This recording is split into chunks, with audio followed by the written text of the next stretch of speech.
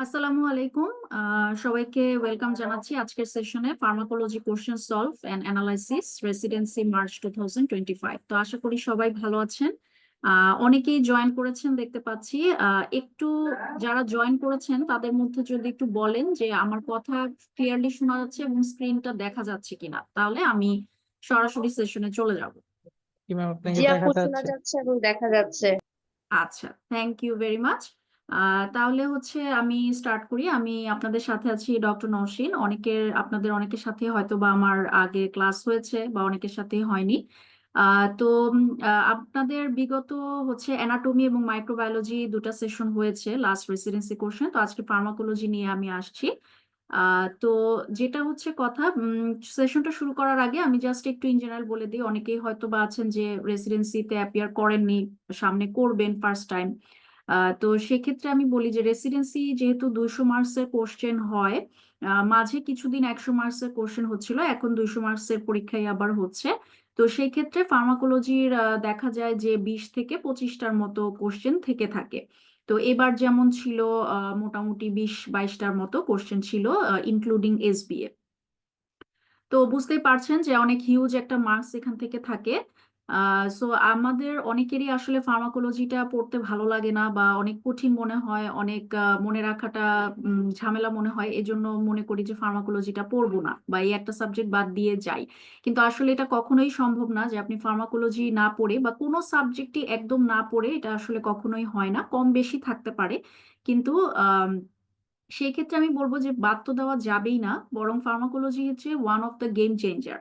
আপনি এখান থেকে কিন্তু আপনার মার্কস উঠানোটা একটা সময় পর্যন্ত ছিল যে একদম তুলনামূলক খুবই ইজি, যে বিগত কোশ্চেনগুলো সলভ করে গেলেই ওগুলোই বারবার রিপিট হতো বা একটু হয়তো এদিক সেদিক থাকতো।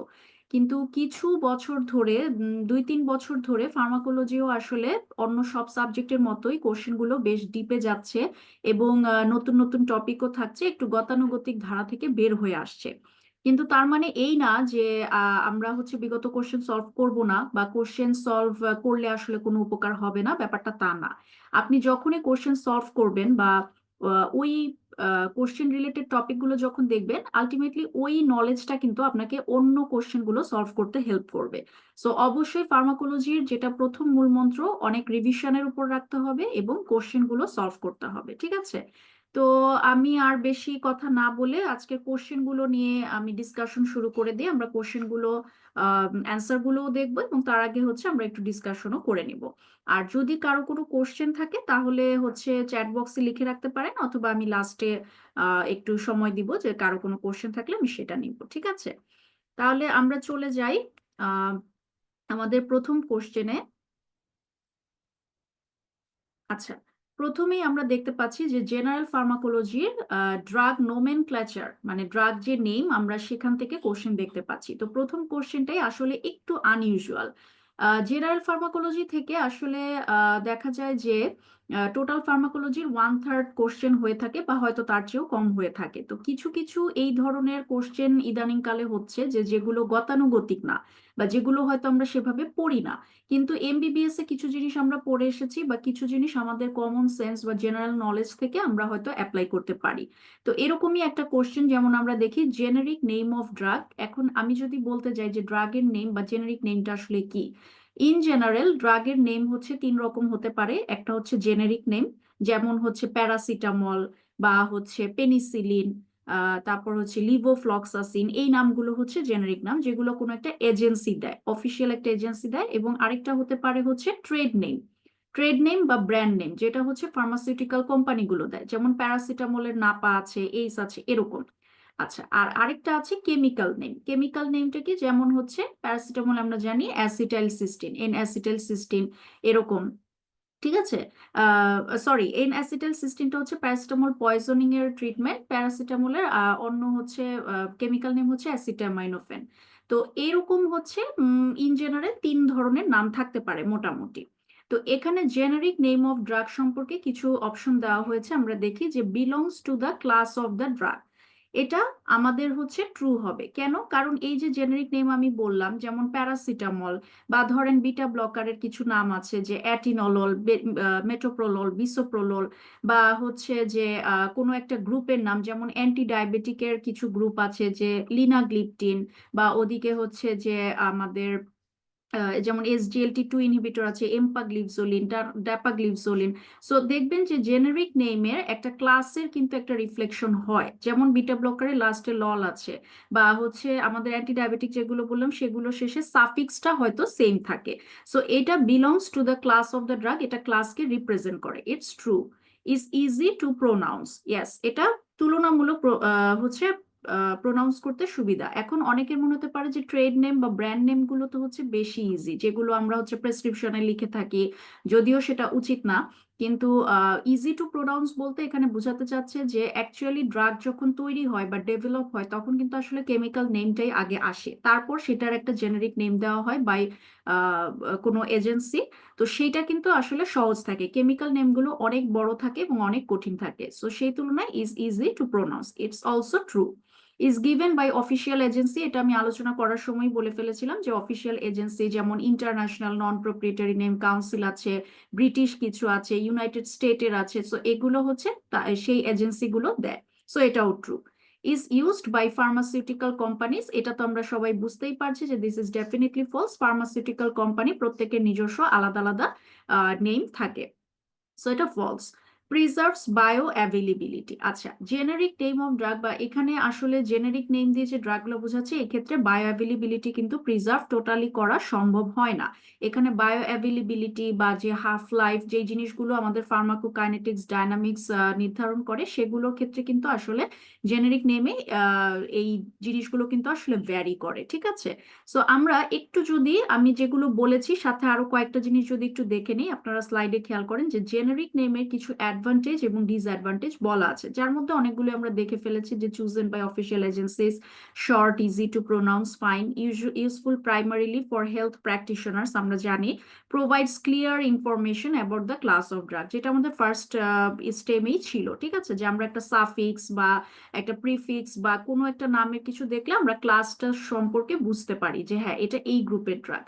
Free of conflicts with other name, এটা আমরা জানি, and the same name pronounced everywhere in the world, যেমন অ্যাসপিরিন পুরো ওয়ার্ল্ডেই অ্যাসপিরিন, রিফাম্পিসিন হোল ওয়ার্ল্ডে এটা রিফাম্পিসিন নামে পরিচিত। তারপরে হচ্ছে এটা কান্ট্রি টু কান্ট্রি অন্য নামে ভ্যারি করতে পারে, সেটা কিন্তু জেনারিক নেম না। আচ্ছা, ডিসঅ্যাডভান্টেজ অফ জেনারিক নেম কি? যে কোয়ালিটি কন্ট্রোল ইজ ইম্পসিবল, এখানে কিন্তু আসলে কোয়ালিটি কন্ট্রোল একদম ফুলফিল করা সম্ভব না। বায়োলজিক্যাল হাফ লাইফ, বায়োঅ্যাভেলেবিলিটি এগুলো ভ্যারি করে, আমি একটু আগে বললাম। It is not suitable for prescribing drug with low therapeutic index and more difficult to remember than the trade name, এটা আমরা সবাই জানি, ঠিক আছে? সো এই ধরনের কোশ্চেন আসলে, মানে যেটা মেসেজটা আমি দিতে চাই, এই ধরনের কোশ্চেন আসলেই প্রথমেই ঘাবড়ে যাবেন না, বা প্রথমেই মনে করবেন না যে আল্লাহ আমি তো এটা পড়ি নাই বা আমি তো এটা জানি না। আপনি অবশ্যই হয়তো একটা দুইটা না জানতে পারেন, কিন্তু দেখবেন যে দুই তিনটা আপনি জানেন, বা আপনার কমন সেন্স খাটায় আপনি অ্যান্সার করতে পারবেন, ঠিক আছে? আচ্ছা, চলে যাই আমরা পরের কোশ্চেনে। এন্ডোক্রাইনের থেকে থাইরয়েডের একটা কোশ্চেন আসছে যে examples of antithyroid drug is or are. Antithyroid drug, তার মানে অ্যান্টিথাইরয়েড ড্রাগ মানে কি? আমাকে ড্রাগ অফ হাইপারথাইরয়েডিজম এটা জানতে চাচ্ছে। ওকে, তো প্রথমে আমরা দেখতে পাচ্ছি ইন্টারফেরন। ইন্টারফেরন কিন্তু থাইরয়েডের ড্রাগ না। ইন্টারফেরনের বেশ কিছু ইন্ডিকেশন আছে, তবে যেগুলো আমরা জানি, যেমন ওয়ান অফ দ্য কমন হচ্ছে এটা ভাইরাল, অ্যান্টিভাইরাল হিসেবে দেওয়া হয় হেপাটাইটিস বি, সি এগুলোতে। সো এটা ফলস। লিভোথাইরক্সিন, এখানে অনেকেই যে ভুলটা করবেন যে থাইরক্সিন বা লিভোথাইরক্সিন নামটা দেখেই ট্রু দিয়ে দিবে যে থাইরয়েড রিলেটেড ড্রাগ, বাট কেন এটা ফলস হবে? এটা কিন্তু অ্যান্টি থাইরয়েড ড্রাগ না, this is drug of hypothyroidism. যখন আমার থাইরয়েড ফাংশন কম, থাইরয়েড কম আছে, তখন আমি এই ড্রাগটা দিব। দিস ইজ বেসিক্যালি T4, ঠিক আছে? সো এটা অ্যান্টি থাইরয়েড ড্রাগ না, so that's why it's false. Methimazole, methimazole এটা নিশ্চয়ই আমরা মোটামুটি সবাই জানি। মিথিমাজলটা হচ্ছে অ্যান্টিথাইরয়েড ড্রাগ, যেটা থায়োঅ্যামাইড গ্রুপের একটা ড্রাগ। থায়োঅ্যামাইড গ্রুপের তিনটা ড্রাগ আছে, কার্বিমাজল, মিথিমাজল, প্রোপাইল থায়োইউরাসিল। এরা কি করে? এরা ডিরেক্ট থাইরয়েড হরমোন সিনথেসিসটাকে ইনহিবিট করে। আচ্ছা, এরপরে দেখি পারক্লোরেট। ঠিক আছে, পারক্লোরেট এটা কি, এটা হয়তো আমরা অনেকে না জানতে পারি, but perchlorate this is also antithyroid drug. আমরা জানি যে থাইরয়েড হরমোন সিনথেসিসের একটা যে মেকানিজম আছে, আমরা বায়োকেমিস্ট্রিতে পড়েছি এমবিবিএস এ, বা জানি যে ওখানে আয়োডিনের কিছু জিনিস হয়, আয়োডাইড ট্র্যাপিং বলে একটা স্টেপ আছে, এটা হচ্ছে সেই আয়োডাইড ট্র্যাপিংটাকে ইনহিবিট করে। ঠিক আছে, সো এটাও অ্যান্টিথাইরয়েড ড্রাগ, দিস ট্রু। দেন হচ্ছে প্রোপ্রানোলল। প্রোপ্রানোললটা কি, বিটা ব্লকার। এখন বিটা ব্লকারটা কনভেনশনালি অ্যান্টিথাইরয়েড ড্রাগ যদি নাও হয়, বাট এটা ট্রু হবে কেন, কারণ বিটা ব্লকারের ইন্ডিকেশনে আমরা নিশ্চয়ই পড়েছি যে হাইপার থাইরয়েডিজমেও এটা দেওয়া হয়। এটার রোলটা হচ্ছে যে যে it inhibits peripheral conversion of T4 to T3, so এই অ্যাকশনটার মাধ্যমে এটা কিন্তু হাইপার থাইরয়েডিজমে দেওয়া হয়, তাহলে এটাও অ্যান্টিথাইরয়েড ড্রাগ হিসেবে ট্রু। ঠিক আছে, তাহলে আমাদের এখানে টোটাল ট্রু হচ্ছে লাস্টের তিনটা, মিথিমাজল, পারক্লোরেট, প্রোপ্রানোলল, বাকি দুইটা হচ্ছে ফলস। সো এখানে একটা জিনিস একটু খেয়াল করবেন, এই যে যেটা লিভোথাইরক্সিনের বেলায় বলছিলাম, যে যেহেতু আমাদের রেসিডেন্সি বা ডিপ্লোমা এই পরীক্ষাগুলো হচ্ছে খুবই দ্রুত গোল্লা ভরাট করতে হয়, সময় থাকে না বললেই চলে। সো আসলে এই দ্রুততার মধ্যেও আপনার মাথায় খাটাইতে হবে যে হ্যাঁ, লিভোথাইরক্সিন কিন্তু এটা থাইরয়েড রিলেটেড ড্রাগ হলো, সেটা drug of hypothyroidism, not antithyroid drug. ঠিক আছে, আচ্ছা এবারে চলে আসি পরের কোশ্চেন, অকুলার ফার্মাকোলজি থেকে একটা ট্রিটমেন্ট অফ গ্লুকোমা। অকুলার ফার্মাকোলজিটা খুবই ইম্পর্টেন্ট, এখান থেকেও ম্যাক্সিমাম টাইমই কোশ্চেন হয়ে থাকে, তিনটা জিনিস থেকে আসে। আমি একটু আশেপাশ থেকেও বলে যাচ্ছি যে কোন জায়গাগুলো থেকে আসলে কোশ্চেন কভার করে, যাতে করে আপনাদের সুবিধা হয়। তো মিওসিস কারা করে, মাইড্রিয়াসিস কারা করে, এবং গ্লুকোমার ট্রিটমেন্টে কোন কোন ড্রাগ ইউজ করা হয়, বা এভাবে কোশ্চেন আসে যে ইন্ট্রাঅকুলার প্রেশার কারা কমায় কারা বাড়ায়। ঠিক আছে, তাহলে drugs used in glaucoma to reduce intraocular pressure is or are, that means glaucoma treatment জানতে চাচ্ছে। আচ্ছা, প্রথমেই আছে অ্যাসিটাইল কোলিন। এখন অ্যাসিটাইল কোলিন আমরা জানি যে এটা কোলিনার্জিক এজেন্ট, সরাসরি কোলিনার্জিক নিউরোট্রান্সমিটার, এবং কোলিনার্জিক অ্যাগোনিস্টও হচ্ছে গ্লুকোমার ড্রাগে ইউজ করা হয়, কিন্তু এটা ফলস হবে। কেন, কারণ অ্যাসিটাইল কোলিনের আসলে কোনো থেরাপিউটিক ইউজ নাই। ঠিক আছে, অ্যাসিটাইল কোলিনের মানে এটা কোলিনার্জিক নিউরোট্রান্সমিটার, এটা ঠিক ঠিক আছে, কিন্তু এটার কোনো থেরাপিউটিক ইউজ নাই, কারণ এটার অনেক রকম অসুবিধা আছে, এটা সরাসরি আমরা মানে থেরাপিউটিক ইন্ডিকেশনে ইউজ করি না, এজন্য এটা ফলস। আচ্ছা, অ্যাট্রোপিন। অ্যাট্রোপিনটা নিশ্চয়ই আমরা সবাই জানি, অ্যাট্রোপিন খুবই ইম্পর্টেন্ট একটা ড্রাগ, এটা সম্পর্কে এ টু জেড জানতে হবে। এবং অ্যাট্রোপিন যে ইন্ট্রাঅকুলার প্রেশার বাড়ায় এটা আমরা জানি, সো এটা কখনোই গ্লুকোমাতে আমরা দিতে পারবো না, বরং এটা ইন্ট্রাঅকুলার প্রেশার বাড়ায়, এটা অলসো ফলস। বিউটাকজোলল। আচ্ছা, বিউটাকজোলল নামটা শুনেই আমরা বুঝতে পারতেছি যে এটা হচ্ছে বিটা ব্লকার, এবং বিটা ব্লকার কিন্তু one of the treatment option of glaucoma. Beta ব্লকারের মধ্যে টিমোলল, বিউটাকজোলল স্পেশালি, এই দুইটা হচ্ছে গ্লুকোমার জন্য ড্রাগ অফ চয়েস। এবং এটা অ্যাকচুয়ালি কি করে, যে অ্যাকুয়াস হিউমারের কারণেই তো ইন্ট্রাঅকুলার প্রেশারটা বেড়ে যায়, এই অ্যাকুয়াস হিউমারের যে প্রোডাকশন বা সিনথেসিস এটাকে কমায়। ঠিক আছে, তার মানে এটা ট্রু। আচ্ছা, ইকোথায়োফেট। ইকোথায়োফেটটা কি, এটা হয়তো অনেকেরই অপরিচিত হতে পারে। ইকোথায়োফেটটা হচ্ছে একরকম অর্গানোফসফরাস কম্পাউন্ড, ওপিসি। এবং ওপিসি আমরা জানি যে এটা হচ্ছে একটা কোলিনার্জিক অ্যাগোনিস্ট। সো একটু আগে আমি বলছিলাম যে কোলিনার্জিক অ্যাগোনিস্ট হচ্ছে আমাদের ইন্ট্রাঅকুলার প্রেশার কমায়। ঠিক আছে, সো এটা দেওয়া যেতে পারে, এটা হচ্ছে যে একমাত্র ওপিসি যেটা একটা ট্রিটমেন্ট পারপাসে ইউজ করা যাচ্ছে ইন্ট্রাঅকুলার প্রেশার কমানোর জন্য। সো ইকোথায়োফেট এটা কি করে, এটা হচ্ছে অ্যাকুয়াস হিউমারের ড্রেনেজটাকে বাড়ায়। তাহলে অ্যাকুয়াস হিউমার, আমার হচ্ছে অ্যাকুয়াস হিউমারের প্রেশারটা কমাতে হবে, সো আইদার আমি সিনথেসিস কমাবো, এবং অথবা হচ্ছে আমি ড্রেনেজটা বাড়াই দিব, মানে বের করে দিব। সো ইকোথায়োফেট হচ্ছে এই বের করে দেওয়ার কাজটা করে। আচ্ছা, আর লাস্ট অপশন হচ্ছে ল্যাটানোপ্রোস্ট। ল্যাটানোপ্রোস্টটা হচ্ছে একটা প্রোস্টাগ্ল্যান্ডিন অ্যানালগ। প্রোস্টাগ্ল্যান্ডিন অ্যানালগ কিছু আছে, বিমাটোপ্রোস্ট, ল্যাটানোপ্রোস্ট, ট্রাভোপ্রোস্ট, আরো অনেক রকম প্রোস্টাগ্ল্যান্ডিন অ্যানালগ আছে, কিন্তু যেই তিনটা বললাম এরা হচ্ছে গিয়ে গ্লুকোমার ট্রিটমেন্টে ইউজ করা হয়। এটাও হচ্ছে অ্যাকুয়াস হিউমারের যে ড্রেনেজটা সেটাকে স্মুথ করে। এবং এখানে একটা ইউভিও স্ক্লেরাল পাথওয়ে আছে, এতটা ডিটেলস আসলে লাগে না, তারপরেও বলে রাখছে যে ইউভিও স্ক্লেরাল পাথওয়ে দিয়ে অ্যাকুয়াস হিউমার ড্রেনেজটাকে ইনক্রিজ করে। So latanoprost, this is also true. Drug of glaucoma একদম হচ্ছে ঠোঁটস্থ মুখস্থ রাখতে হবে, এখান থেকে কিন্তু ইনভ্যারিয়েবলি কোশ্চেন হয়ে থাকে। ওকে, আচ্ছা আমরা চলে যাচ্ছি পরের কোশ্চেনে। আবার জেনারেল ফার্মাকোলজির একটা question, phase of biotransformation. Second phase biotransformation reaction is or are, এখানে আমি দুইটা কথা বলি। ফেজ অফ বায়োট্রান্সফরমেশন এটা কিন্তু আমি আসলে আমার যে টিপস অ্যান্ড ট্রিক্স ক্লাস ছিল সেখানেও আমি বলেছিলাম যে বায়োট্রান্সফরমেশনের রিয়াকশনের নামগুলো জানতে হবে এবং কোশ্চেন কিন্তু আসছে। আরেকটা কথা যেটা সেটা হচ্ছে যে এখানে সেকেন্ড ফেজ বায়োট্রান্সফরমেশন রিয়াকশন বলেছে, এটা না বলে বলতে পারতো যে সিনথেটিক বায়োট্রান্সফরমেশন রিয়াকশন, আর কারণ সেকেন্ড ফেজের আরেকটা নাম হচ্ছে সিনথেটিক আর ফার্স্ট ফেজটা হচ্ছে নন সিনথেটিক। সো এই কোশ্চেনটা অ্যানালাইসিসের আগে জাস্ট আমি বলে দিই যে ফার্স্ট ফেজে আমাদেরকে তিনটা মনে রাখতে হবে: অক্সিডেশন, রিডাকশন, হাইড্রোলাইসিস। এই তিনটাই হচ্ছে ফার্স্ট ফেজের, এটা বাদে বাকিগুলো যা আছে সেগুলো হচ্ছে সেকেন্ড ফেজের। তাহলে আমরা দেখি অ্যাসিটাইলেশন, এটা ডেফিনেটলি সেকেন্ড ফেজের। গ্লুকোরোনাইজেশন, এটাও সেকেন্ড ফেজের, এই দুটো ট্রু। এবং দেখেন হাইড্রোলাইসিস, অক্সিডেশন, রিডাকশন, যে তিনটা আমি আগেই বলে দিলাম যে ফার্স্ট ফেজে, তার মানে এই তিনটা হচ্ছে ফলস।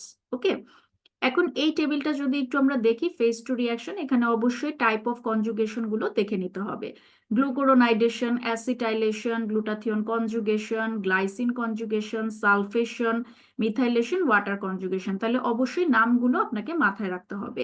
ভিতরের এগুলো তেমন একটা দরকার নাই, এক্সাম্পলের মধ্যে যেটা করবেন যে অ্যাসিটাইলেশনের গুলো একটু পড়বেন, কারণ অ্যাসিটাইলেশনের কোশ্চেন গুলো কিন্তু আগে বেশ কয়েকবার এসেছে। সালফোনামাইড, আইসোনিয়াজাইড, ক্লোনাজেপাম, ড্যাপসন, এগুলো হচ্ছে অ্যাসিটাইলেশনের মাধ্যমে যে মেটাবোলাইজড হয়। এই কোশ্চেনটা এর আগে বেশ কয়েকবার এসেছে, সো এই এক্সাম্পল গুলো আপনারা একটু অবশ্যই দেখে রাখবেন। আচ্ছা, চলে যাচ্ছি পরের কোশ্চেনে, এটাও জেনারেল ফার্মাকোলজির। কেমিক্যাল নেচার অফ ড্রাগ বা আয়নাইজেশন কনস্ট্যান্ট থেকে acidification of urine increases the excretion of. আচ্ছা, এই কোশ্চেনটা আলোচনার আগে আমি হচ্ছে একদম বেসিক একটা কথা বলে দিই, অনেকেই হয়তো আমরা জানি যে এখানে আমাদেরকে দুইটা মানে একটা সূত্র মাথায় রাখতে হবে: in case of absorption and in case of excretion. ঠিক আছে, অ্যাবজর্পশনের ক্ষেত্রে আপনাকে মনে রাখতে হবে যে দুইটা জিনিস, একটা হচ্ছে pH of drug and pH of media. তো পিএইচ অফ ড্রাগ মানে ড্রাগের পিএইচ কি, অ্যাসিডিক নাকি অ্যালকালাইন, আর মিডিয়া মানে কি, মিডিয়া মানে হচ্ছে যেমন ধরেন অ্যাবজর্পশনের ক্ষেত্রে আমি যদি বলি যে স্টমাকে কিছু অ্যাবজর্পশন হয়, কিছু ইন্টেস্টাইনে অ্যাবজর্পশন হয়, তো স্টমাকটা হচ্ছে হাইলি অ্যাসিডিক, আবার ইন্টেস্টাইন হচ্ছে অ্যালকালাইন। ঠিক আছে, আবার যখন এক্সপ্রেশনের ক্ষেত্রে চিন্তা করি যে ম্যাক্সিমাম হচ্ছে যে কিডনি দিয়ে ইউরিন দিয়ে এক্সপ্রেশন হয়, সো ইউরিন অ্যাসিডিক পিএইচ আমরা জানি, এই জিনিসটাই হচ্ছে পিএইচ অফ মিডিয়া। আচ্ছা, এখন সূত্রটা কি, ইন কেস অফ অ্যাবজর্পশন আমাকে মনে রাখতে হবে যদি pH of drug and pH of media same same হয়, মানে ধরেন আমার ড্রাগও অ্যাসিডিক এবং সেটা অ্যাবজর্পশন হবে ধরেন স্টমাকে অ্যাসিডিক, সেই ক্ষেত্রে আমার অ্যাবজর্পশন খুবই ভালো হবে, ঠিক আছে, বেটার। আর ইন কেস অফ এক্সক্রিশন যদি অপোজিট হয়, মানে ধরেন আমার ড্রাগ অ্যাসিডিক, মিডিয়া অ্যালকালাইন, বা ড্রাগ অ্যালকালাইন, মিডিয়া হচ্ছে অ্যাসিডিক, সেই ক্ষেত্রে আমার এক্সক্রিশন খুবই ভালো হবে। হ্যাঁ, তাহলে আমাকে এখানে যে কোশ্চেনটা বলছে যে acidification of urine increases the excretion of, তার মানে এই যে ড্রাগগুলোর নাম দেওয়া আছে, ইউরিন অ্যাসিডিফিকেশনে এক্সক্রিশন ভালো করার জন্য কোন কোন ড্রাগগুলো সুইটেবল হবে? অবশ্যই অ্যালকালাইন ড্রাগ যেগুলো বা বেসিক ড্রাগ যেগুলো, যেহেতু এক্সক্রিশন বলছে। আর যদি হচ্ছে আমাকে অ্যাবজর্পশনের ক্ষেত্রে বলতো তাহলে হচ্ছে সেম সেম হতো। এখন খেয়াল করেন অ্যামফিটামিন, অ্যামফিটামিনটা কিন্তু হচ্ছে একটা অ্যাসিডিক ড্রাগ, তার মানে এইখানে কখনোই এক্সক্রিশন বাড়বে না যদি আমি ইউরিন অ্যাসিডিফিকেশন করি। অ্যাসপিরিন হাইলি অ্যাসিডিক ড্রাগ আমরা জানি, সো এটাও ফলস। ককেইন, কোকেইন হচ্ছে একটা লোকাল অ্যানেস্থেটিক, মরফিন এটা ওপিওয়েড অ্যানালজেসিক, এই দুইটাই কিন্তু বেসিক ড্রাগ বা অ্যালকালাইন ড্রাগ, সো এদের এক্সক্রিশনটা ভালো হবে, এটা ট্রু। ফেনোবারবিটাল, ফেনোবারবিটালটাও অ্যাসিডিক ড্রাগ এক্ষেত্রে, তাহলে এটাও ফলস, অ্যাসিডিক ড্রাগ হলে আমার এক্সক্রিশন ভালো হবে না। সো এখানে আমি যে জিনিসটা বললাম একটু খেয়াল করেন, না জাস্ট একবার আবার রিক্যাপিচুলেট করি, যে অ্যাসিডিক ইউরিন হলো এবং অ্যালকালাইন ড্রাগ দিলাম তখন কি হয়, মোর আয়োনাইজড হয়। আয়োনাইজেশনেরও একটা ব্যাপার থাকে যে যখন দুইটা অপোজিট হয় তখন আয়োনাইজটা বেশি হয়, এবং যখন আয়োনাইজ বেশি হয় তখন আর কোনো রিঅ্যাবজর্পশন হয় না, সো আলটিমেটলি এক্সক্রিশন হয়ে যায়। ঠিক আছে, অ্যান্ড ভাইস ভার্সা, যেটা আমি অ্যাবজর্পশনের ক্ষেত্রে বললাম। ওকে, তার মানে এই কোশ্চেনের জাস্ট হচ্ছে আপনাকে এইটুকু নলেজে থাকতে হবে যে অ্যাকচুয়ালি কোন ড্রাগটা অ্যাসিডিক কোন ড্রাগটা অ্যালকালাইন। এটা একটু কঠিন আসলে, সব ড্রাগের পিএইচ আমাদের তো জানা সম্ভব না বা মনে রাখাও সম্ভব না, তবে এই কোশ্চেনটা কিন্তু গতবারের রেসিডেন্সিতেও মানে কোশ্চেনটা অন্যরকম ছিল কিন্তু এই অপশনগুলো মোটামুটি মোরলেস সেমই ছিল। সো কয়েকটা আপনি যদি কোশ্চেনগুলো ঘাটেন দেখবেন যে কয়েকটা অপশনই ঘুরায় ফিরায় আসতেছে। ঠিক আছে, সো ওগুলা সম্পর্কে একটু ধারণা রাখতে হবে। আচ্ছা, এবারে চলে যাই পরের কোশ্চেনে, ডেঙ্গু। ডেঙ্গু থেকে একটা কোশ্চেন আসছে এবার, যে drugs that should not be prescribed in dengue fever is or are. আচ্ছা, তো ডেঙ্গুতে আহ, আমরা জানি যে একটা ব্লিডিং টেন্ডেন্সি বা dengue shock syndrome, dengue haemorrhagic fever, এই জিনিসগুলো কমপ্লিকেশনে আমাদেরকে মাথায় রাখতে হয়। সো দেখেন এখানে যে অপশন ম্যাক্সিমামই হচ্ছে এই জিনিসটাকে কেন্দ্র করেই দিছে, যে দেখেন অ্যাসপিরিন, অ্যাসপিরিনটা আমরা সবাই জানি যে এটা অ্যান্টিপ্লাটিলেট ইফেক্ট দেয়, এবং অ্যান্টিপ্লাটিলেট ইফেক্ট দেওয়া মানেই হচ্ছে সেখানে ব্লিডিং এর একটা হাই রিস্ক থাকবে। সো অবশ্যই এটা ট্রু, আমরা ডেঙ্গুতে এটা দিব না। ডাইক্লোফেনাক, আচ্ছা ডাইক্লোফেনাকটা হচ্ছে একটা পেইন কিলার বা এনএসআইড। তো এখানে আহ হয়তো আমরা অনেকেই জানি বা অনেকেই জানি না, খেয়াল করবেন যে এনএসআইডটা কি, এনএসআইড মূলত হচ্ছে কক্স ইনহিবিটর, সাইক্লো অক্সিজেনেস যে এনজাইম এটাকে ইনহিবিট করে, এবং অ্যাসপিরিনও তাই, অ্যাসপিরিনও তো এনএসআইড গ্রুপের কক্স ইনহিবিটর। ডাইক্লোফেনাকও হচ্ছে কক্স ইনহিবিটর, এবং কক্স ইনহিবিটরের কক্স ওয়ান এবং কক্স টু দুই রকম এনজাইম আছে। তো কক্স ওয়ানের একটা one of the main function হচ্ছে যে এটা প্লাটিলেট অ্যাগ্রিগেশন করে, ঠিক আছে, মানে এনজাইমটার নর্মাল ফাংশন হচ্ছে প্ল্যাটিলেট অ্যাগ্রিগেশন করা। তাহলে যখন আমি কক্সকে ইনহিবিট করব, that means it inhibit platelet aggregation, এবং প্ল্যাটিলেট অ্যাগ্রিগেশন ইনহিবিট করা মানে সেখানেও কিন্তু অ্যান্টিপ্ল্যাটিলেট ইফেক্ট দেওয়া, তার মানে এটাও অবশ্যই দেওয়া যাবে না। সো এটা ট্রু।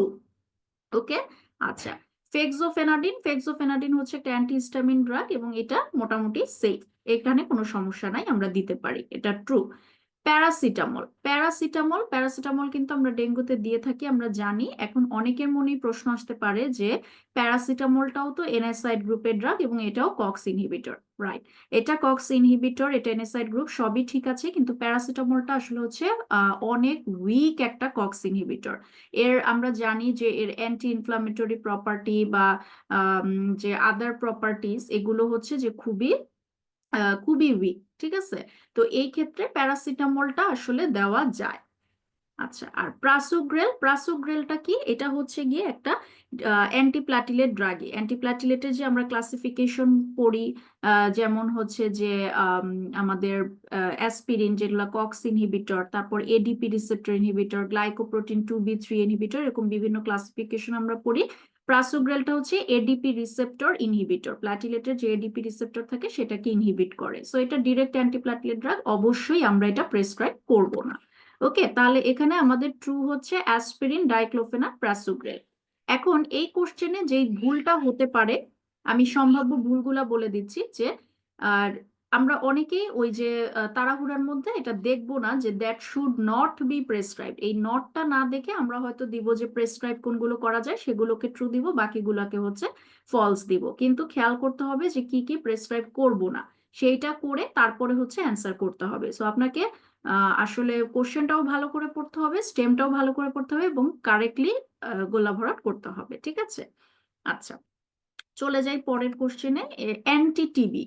অ্যান্টিটিবি এমন একটা টপিক, আমি ক্লাসেও সবসময় বলে থাকি যে এটা থেকে কোশ্চেন থাকবেই, থাকবে মানে থাকবেই। এখন সেটা আপনার অ্যাডভার্স ইফেক্ট থেকে হোক, ড্রাগের নাম থেকে হোক, হোয়াট এভার ইট ইজ, এখান থেকে কোশ্চেন থাকবে। সো এবার যেটা ছিল সেকেন্ড লাইন, গ্রুপ এ অ্যান্টি টিউবারকুলার ড্রাগ ইনক্লুড।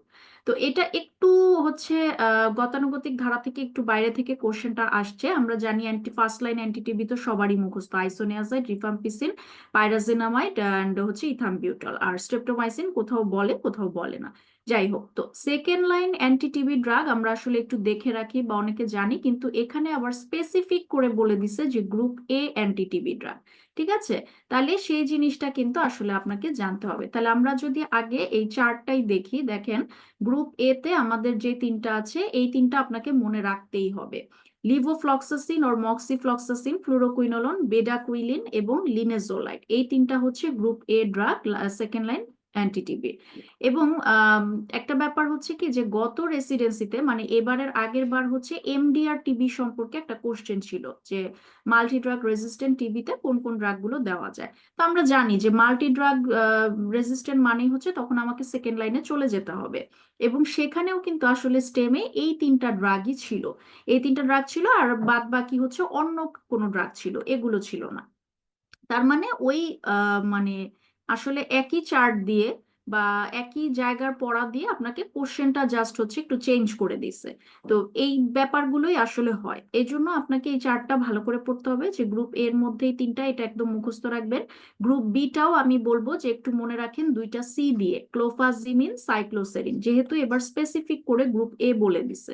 আর গ্রুপ সি কি করবেন, একটু দেখে রাখবেন, সব তো মুখস্থ রাখা সম্ভব না, একটু দেখে রাখবেন যে হ্যাঁ এগুলো অ্যান্টিটিবিতে দেওয়া যায়। আপনি গ্রুপ এ আর বি যদি মনে রাখতে পারেন আর বাদ বাকি মোটামুটি দেখে রাখলে আপনি অ্যান্সার করতে পারবেন, ঠিক আছে? তাহলে আমরা আবার কোশ্চেনটায় চলে যাই। Second line group A, amikacin. অ্যামিকেসিনটা যদিও এটা সেকেন্ড লাইন অ্যান্টিটিবি, কিন্তু এটা হচ্ছে গ্রুপ সি এর ড্রাগ, সো এটা ফলস। বেডাকুইলিন, বেডাকুইলিন আমরা দেখেছি এটা গ্রুপ এ অ্যান্টিটিবি, এটা ট্রু। সাইক্লোসেরিন বললাম যে দুইটা সি হচ্ছে গ্রুপ বি, সাইক্লোসেরিন এবং ক্লোফাজিমিন। আচ্ছা, লিনেজোলাইড, লিনেজোলাইডটাও আমরা দেখলাম গ্রুপ এ অ্যান্টিটিবি, সেকেন্ড লাইন, এবং মক্সিফ্লক্সাসিন, মক্সি লিভো দুইটাই হচ্ছে আমাদের সেকেন্ড লাইন গ্রুপ এ। আচ্ছা, এখানে একটু স্লাইডে ভুল চলে আসছে, একটু খেয়াল করবেন যে অ্যামিকেসিন আর সাইক্লোসেরিন এই দুইটা কিন্তু ফলস হবে, ঠিক আছে? আমি আবার রিপিট করতেছি, অ্যামিকেসিন আর সাইক্লোসেরিন এই দুইটা একটু ভুল আসছে এখানে, এই দুটা ফলস হবে, বি ডি আর ই এই তিনটা হচ্ছে ট্রু হবে। আচ্ছা, এবারে চলে যাই পরের question, drugs acts in blood disorder বা অ্যান্টিকোয়াগুলেন্টস। এই ব্লাড ডিসঅর্ডারের চ্যাপ্টার থেকেও আসলে প্রতিবারই কিছু না কিছু কোশ্চেন থাকছে অ্যান্টিকোয়াগুলেন্ট বা অ্যান্টিপ্লাটিলেন্ট এই জায়গাগুলো থেকে। সো এবারে কোশ্চেন ছিল হচ্ছে anticoagulants that act by inhibiting thrombin is or are, তার মানে মেকানিজম অফ অ্যাকশন থেকে চলে আসছে। আমি সবসময় যেটা বলি যে অ্যান্টিকোয়াগুলেন্ট এবং অ্যান্টিপ্লাটিলেটের ক্লাসিফিকেশন পড়ার সময় নামগুলো তো আমরা দেখি, ড্রাগের নাম লাগে, এবং ছোট ছোট করে মেকানিজম গুলো আমি দেখতে বলি যে কি পয়েন্ট গুলো, কোনটা কোন রিসেপ্টরকে ইনহিবিট করে, কোনটা কোন এনজাইমকে ইনহিবিট করে, কোনটা কোন পাথওয়েকে ব্লক করে, এই জিনিসটা।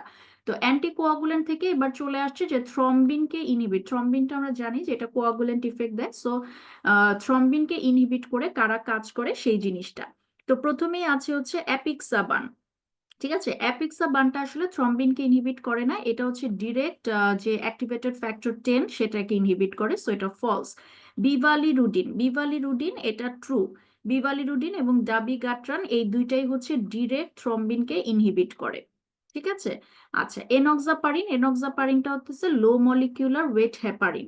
লো মলিকিউলার ওয়েট হেপারিন এবং হেপারিন এই দুইটাই হচ্ছে গিয়ে থ্রম্বিনকে ইনহিবিট করে কাজ করে। থ্রম্বিনকে যে ইনহিবিট করে এটার আবার দুটা রকম আছে, একটা হচ্ছে ডিরেক্ট থ্রম্বিন ইনহিবিশন এবং আরেকটা আছে anti thrombin dependent thrombin inhibition. তো ডিরেক্ট থ্রম্বিন ইনহিবিটর হচ্ছে এই দুইটা, বিভালিরুডিন, ড্যাবিগ্যাট্রান। আর হেপারিন যেটা, হেপারিন বা লো মলিকুলার ওয়েট হেপারিন, এরা হচ্ছে anti thrombin dependent thrombin inhibition. আমি আরো স্পেসিফিক্যালি বলে দিলাম কারণ বলা যায় না যে হয়তো এরপরে আরো স্পেসিফিক করে চলে আসতে পারে।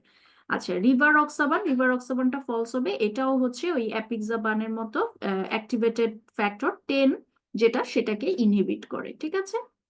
সো এই হচ্ছে আমাদের সেই ক্লাসিফিকেশনটাই যে অ্যান্টিপ্লাটিলেট ড্রাগের কিছু কিছু আছে, যে কারা কক্স কে ইনহিবিট করে, কারা এডিপি কে ইনহিবিট করে, গ্লাইকোপ্রোটিন 2B3 এ যেটা প্লাটিলেটরি রিসেপ্টর সেটাকে ইনহিবিট করে, ফসফোডাইএস্টারেজ ইনহিবিটর করে এরা। আর অ্যান্টিকোয়াগুলেন্টের মধ্যে যেমন খুবই কমন ওয়ারফেরিন হচ্ছে ভিটামিন কে অ্যান্টাগনিজম আমরা জানি। এই যে দেখেন direct thrombin inhibition, direct thrombin ইনহিবিশনের মধ্যে আমরা পেয়েছি এখানে ডাবিগাট্রান, এবং এখানে দেখেন একদম লাস্টে দুইটা আলাদা করে দেওয়া যে বিভালিরুডিন, এবং আরেকটা আছে হচ্ছে অ্যাগাট্রোবান, যেটুকু মনে রাখা যায়, ঠিক আছে? এই দুইটা যেহেতু স্টেমে চলে আসছে তার মানে এই দুইটা আপনি মনে রাখেন, যেহেতু কোশ্চেন রিপিটও হয়, হয় না যে তা না। আচ্ছা, তারপরে হচ্ছে anti thrombin dependent thrombin inhibition, এই যে এই বক্সটা একটু দেখেন যে হেপারিন এবং লো মলিকুলার ওয়েট হেপারিন, হেপারিন আর লো মলিকুলার ওয়েট হেপারিন কিন্তু অ্যাকচুয়ালি থ্রম্বিন এবং ফ্যাক্টর 10 এই দুইটাকেই ইনহিবিট করে, ঠিক আছে? তো সেটা তো আমরা জানতে চাই না, যেহেতু জানতে চাইছে যে থ্রম্বিনকে কারা ইনহিবিট করে, সো আপনার এই মানে এই রোটা, এই রোটা এবং এই রোটা, এই চারটা এই তিনটা হচ্ছে আপনাদের ট্রু হবে। ওকে, আচ্ছা, নেক্সট কোশ্চেন চলে যাই। রিপ্রোডাক্টিভের একটা কন্ট্রাসেপটিভ থেকে কোশ্চেন, ঠিক আছে? Beneficial effects of combined oral contraceptive includes reduced risk of, এই টপিকটাও আমি সব সময় ক্লাসে বলে থাকি এবং টিপস এন্ড ট্রিক্সও বলেছি যে ওসিপির বেনিফিশিয়াল ইফেক্ট কি বা হচ্ছে নন কন্ট্রাসেপটিভ ইফেক্ট কি এবং কোনটার কোন ক্যান্সারের সাথে রিস্ক বাড়ে কমে, এই জিনিসটা কিন্তু খুবই ইম্পর্টেন্ট। সো এই হচ্ছে কোশ্চেন ছিল, প্রত্যেকটা ফ্যাকাল্টিতেই আসছে, খেয়াল করেন ডিসমেনোরিয়া। আমরা যদি নন কন্ট্রাসেপটিভ হেলথ বেনিফিট গুলো পড়ি তাহলে আমরা দেখবো যে ডিসমেনোরিয়া, মেনোরেজিয়া, প্রিমেনস্ট্রুয়াল সিমটম, এই জিনিসগুলোতে কিন্তু ওসিপি ভালো কাজ করে। সো এটা ট্রু। ওভারিয়ান সিস্ট, হ্যাঁ, ওভারিয়ান সিস্ট বা ওভারিয়ান কার্সিনোমা এটার রিস্কও কিন্তু কমায়। আচ্ছা, ব্রেস্ট ক্যান্সার, ব্রেস্ট ক্যান্সার আমরা জানি যে না, ব্রেস্ট কার্সিনোমা কিন্তু ওসিপি হচ্ছে রিস্ক আরো বাড়ায়, ঠিক আছে। আচ্ছা, মায়োকার্ডিয়াল ইনফার্কশন, ভেনাস থ্রম্বোএম্বোলিজম, এগুলো আমরা জানি যে সিরিয়াস ধরনের যে অ্যাডভার্স ইফেক্ট আছে ওসিপি সেখানে এগুলো পড়ে। সো অবশ্যই এগুলো রিস্ক কমায় না, এগুলো রিস্ক বাড়ায়, ঠিক আছে।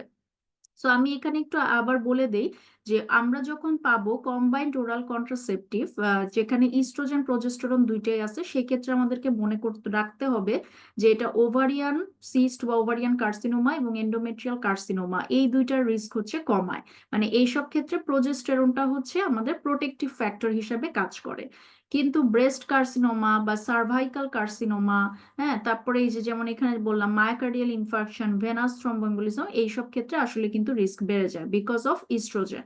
সো এটা মাথায় রাখতে হবে যে কম্বাইন্ড ওসিপি বললে ওভারিয়ান এবং এন্ডোমেট্রিয়ালের জন্য ভালো, এবং এই কয়েকটা ডিসমেনোরিয়া, মেনোরেজিয়া, পিএমএস, এই 4-5টা একটু মনে রাখতে হবে।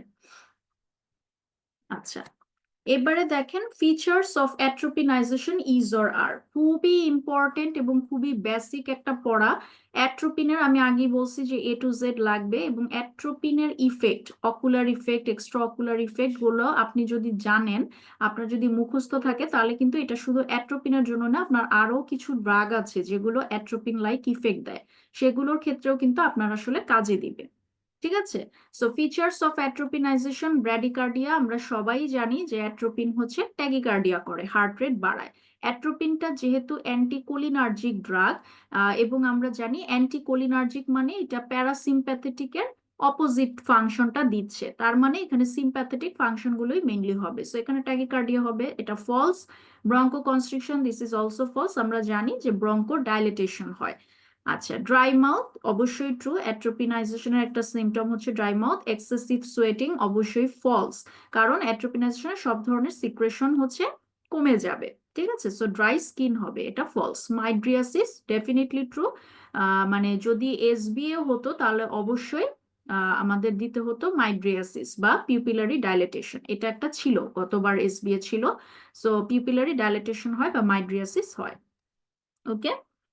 আচ্ছা, এরপরে চলে যায় আবারও জিপি থেকে একটা question, route of drug administration. এই রুট অফ ড্রাগ অ্যাডমিনিস্ট্রেশন থেকেও কিন্তু আসলে ইদানিং কালে বিভিন্ন কোশ্চেন হচ্ছে, যে আইদার আসে কোন রুটের কি সুবিধা অসুবিধা একটা কম্পারিজন করে আসে, অথবা ওরালি কোনগুলো দেওয়া যাবে কোনগুলো দেওয়া যাবে না, এই ধরনের কোশ্চেন গুলো থেকে হচ্ছে।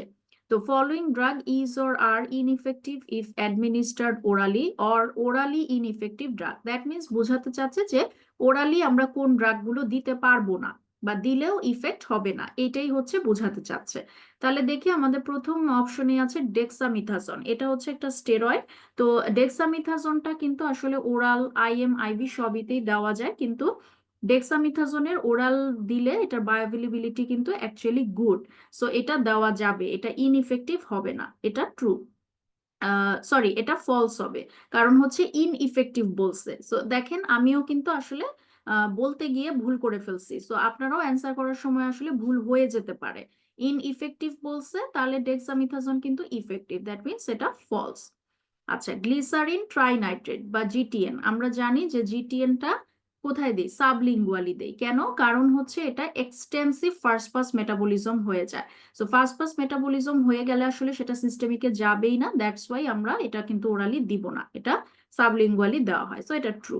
হেপারিন, হেপারিনটাও কোন রুটে দেই, সাবকিউটেনিয়াসলি দেই। হেপারিনটা হাইলি অ্যাসিডিক ড্রাগ, এটা যদি আমি ওরালি দেই আসলে এটা অ্যাবজর্পশন হতে পারবে না বা এটার বায়োঅ্যাভেলেবিলিটি হবে না, এটা এনজাইম দিয়ে বা হচ্ছে গ্যাস্ট্রিক অ্যাসিড দিয়ে এটা ডেস্ট্রয়েড হয়ে যাবে। ইনসুলিনটাও আমরা সবাই জানি যে এটা সাবকিউটেনিয়াসলি দেওয়া হয়, এটা ওরালি কখনোই দেওয়া হয় না। কেন দেয় না যদি আমি এক্সপ্লেনেশন বলি, তাহলে ইনসুলিনটা আমরা জানি যে এটা একটা পেপটাইড হরমোন। হ্যাঁ, সো পেপটাইডটা কি হয়, প্রোটিওলাইটিক এনজাইম দিয়ে এটা কিন্তু আলটিমেটলি ডিগ্রেডেশন হয়ে যাবে। সো এটাও ট্রু। অ্যান্ড সালবিউটামল, আচ্ছা সালবিউটামলে হয়তো অনেকেই ভুল করে ফেলতে পারি যে যেহেতু সালবিউটামলটা আমরা ইনহেলেশন রুটে নেই, ইনহেলারে, তো অনেকেই হয়তো দিয়ে দিব যে হ্যাঁ এটাও ট্রু, ইনইফেক্টিভ হবে না। সালবিউটামল কিন্তু ওরালি দিলে, ওরালিও দেওয়া যায়। ঠিক আছে, ওরালি এটা দেওয়া যায়, হয়তো বা আমরা অ্যাকিউট ইফেক্টের জন্য বা র্যাপিড ইফেক্টের জন্য আমরা ইনহেলেশনালি দিয়ে থাকি, বাট ওরালি দিলে এটা ইনইফেক্টিভ হবে না, এটার ওরাল ফাংশনও কিন্তু আছে। সো এখানে জিটিএন, হেপারিন এবং ইনসুলিন এই তিনটা হচ্ছে ট্রু, বাকি দুটো ফলস। আচ্ছা, সো আমরা যদি একটু এক্সপ্লেনেশন দেখি, মোটামুটি বলেই ফেলেছি যে কিছু ড্রাগ আছে gastric hydrochloric acid, proteolytic enzyme and carbohydrate splitting enzyme দিয়ে ডিস্ট্রয় হয়, যেমন ইনসুলিন, অক্সিটোসিন, হেপারিন। তারপর হচ্ছে কিছু আছে এক্সটেন্সিভ ফাস্ট ফাস্ট মেটাবলিজম হয় like GTN, and more water soluble drug or drug which absorption negligible, যেমন স্ট্রেপ্টোমাইসিন। অ্যামাইনো গ্লাইকোসাইডটা হচ্ছে একটা highly water soluble drug, so এটা যেতেই পারে না, তাহলে এটা কিন্তু আসলে আমাকে ওরালি দিলে হবে না, এটা প্যারেন্টারালি দিতে হবে।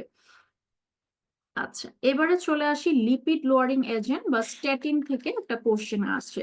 তো স্ট্যাটিন থেকেও আসলে মাঝে মধ্যে কোশ্চেন হয়ে থাকে, সো এগুলার বেসিক কথাবার্তা একটু আমাদেরকে জানতে হবে। তো এবার কোশ্চেন আসছে রোসুভাস্টাটিন। হ্যাঁ, এর আগে হয়তো সিমভাস্টাটিন বা অ্যাটোভাস্টাটিন এভাবে দিয়ে কোশ্চেন আসে, তো স্ট্যাটিনের বেসিক কথাগুলোই আমরা জানবো।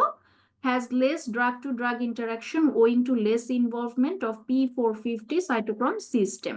আচ্ছা, মানে বোঝাতে চাচ্ছে যে রসুভ্যাস্টাটিনটা মানে আমাদের যে P4 সাইটোক্রোম P450 সিস্টেম দিয়ে যে বায়োট্রান্সফরমেশন বা মেটাবলিজম হয়, এবং সেটা বলতেছে যে ইনভলভমেন্টটা কম, less drug to drug interaction. Okay, এখানে আসলে একটা ব্যাপার আছে যে স্ট্যাটিন আসলে হয়, মেটাবলিজম হয়, এখন বিভিন্ন ধরনের স্ট্যাটিন আছে, একদম স্পেসিফিক্যালি বললে রসুভাস্টাটিন এবং ফ্লুভাস্টাটিন এই দুটো আসলে খুবই কম, মানে আহ, বলতে গেলে যে not extensively metabolized by P450 system. So এখানে আমরা বলতেই পারি যে has less drug to drug interaction than other statin. So এটা ট্রু। আচ্ছা, induced clinical outcome is equal to other statins, এই কোর্স এই স্টেমটা কিন্তু একদম স্পেসিফিক্যালি রসুভাস্টাটিনের জন্য বলা, যে বলতে চাচ্ছে যে আদার স্ট্যাটিনের সাথে তার ক্লিনিক্যাল আউটকামটা সেম, কিন্তু বেসিক্যালি না। রসুভাস্টাটিনটা হচ্ছে মানে এটা হচ্ছে most এফিকেশিয়াস agent for hyper cholesterolemia. বলা হয় যে অলমোস্ট 60% যে আমাদের যে কোলেস্টেরল, সেরাম কোলেস্টেরল, সেটাকে হচ্ছে রিডিউস করতে পারে। সো এটা কিন্তু রসুভাস্টাটিনের বেশি অন্যগুলোর চেয়ে, সো এখানে এটা ফলস হবে। Is most effective in reducing LDL cholesterol, definitely true. আমরা জানি যে স্ট্যাটিনটাই হচ্ছে মেইনলি কোলেস্টেরল সিনথেসিস বা কোলেস্টেরল অ্যাবজর্পশনটাকে প্রিভেন্ট করে, এবং কোলেস্টেরলের মধ্যে এলডিএল কোলেস্টেরলটাই সবচেয়ে খারাপ, এটাকে সবচেয়ে বেশি রিডিউস করে, এটা true. Must be given at evening, yes এটা ট্রু। কেন ইভিনিং বা নাইটে আমরা দিব, কারণ যেহেতু বললাম যে কোলেস্টেরলের উপর কাজ করে, তো কোলেস্টেরল সিনথেসিস এবং অ্যাবজর্পশন এই প্রসেসটাই মেইনলি হয়ে থাকে ইভিনিং বা নাইটে, সো এই সময় আমরা হচ্ছে এই ড্রাগটা দিব। আচ্ছা, সো এটা true. Should be stopped if serum creatine phosphokinase raises up to 3 folds normal. Yes এটা ট্রু। আমরা জানি নিশ্চয়ই যে স্ট্যাটিনের মানে এটার অ্যাবনর্মাল লিভার ফাংশন টেস্ট হয়ে থাকে, অ্যাডভার্স ইফেক্ট, এবং হচ্ছে যে এখানে ক্রিয়েটিন ফসফোকাইনেজ স্পেশালি মাসেল টাইপ সিপিকে এটা হচ্ছে গিয়ে বেড়ে যায়।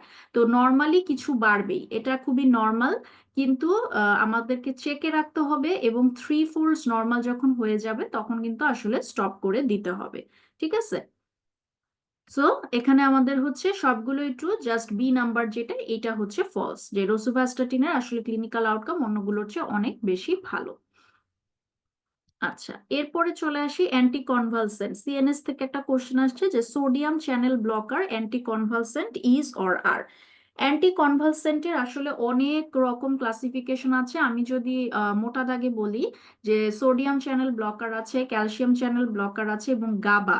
গাবাটা যেহেতু আমার মানে কি বলবো, কনভালশনের ক্ষেত্রে এটা হেল্পফুল, সো গাবা পটেনশিয়েটরস কিছু আছে, আইদার সেটা গাবার আপটেকটাকে কমায় বা গাবার মেটাবলিজমটাকে কমায়, ঠিক আছে, বা গাবা ট্রান্সঅ্যামাইনেস এটাকে ইনহিবিট করে, এরকম বিভিন্নভাবে কিছু ড্রাগ আছে। So sodium channel blocker, anti convulsant আমরা যদি বলি, একদম চারটা ক্লাসিক্যাল আপনাকে মনে রাখতেই হবে, সেটা হচ্ছে sodium valproate, phenytoin, carbamazepine, lamotrigine, ঠিক আছে, এই চারটা হচ্ছে sodium channel blocker anti convulsant. So আমরা দেখি কার্বামাজেপাইন মাত্রই বললাম এটা true.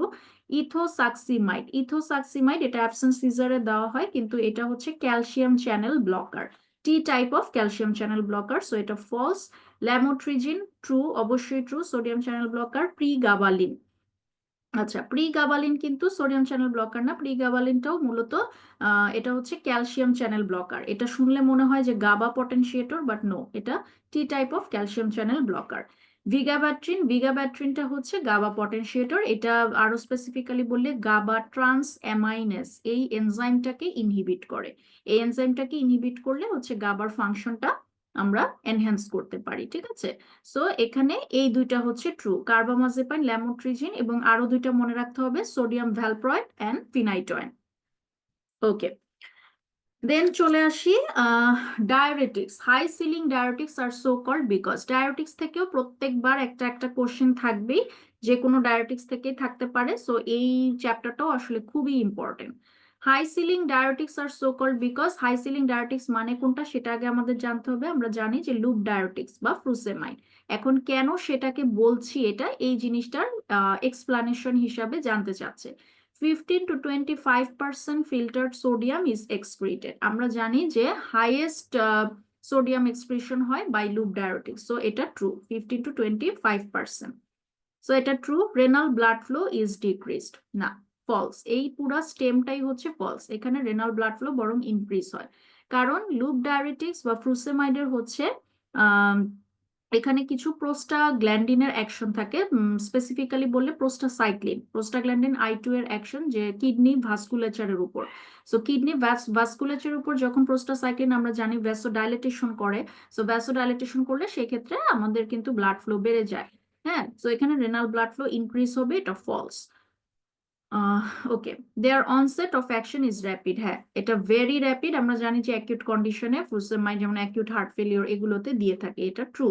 They remain effective at GFR less than 10 ml per minute, অবশ্যই GFR অনেক কমে গেলে, মানে 10-এর নিচে চলে আসলেও এটা ইফেক্টিভ, দ্যাট মিনস এটা এটার একটা প্লাস পয়েন্ট, এটা ট্রু।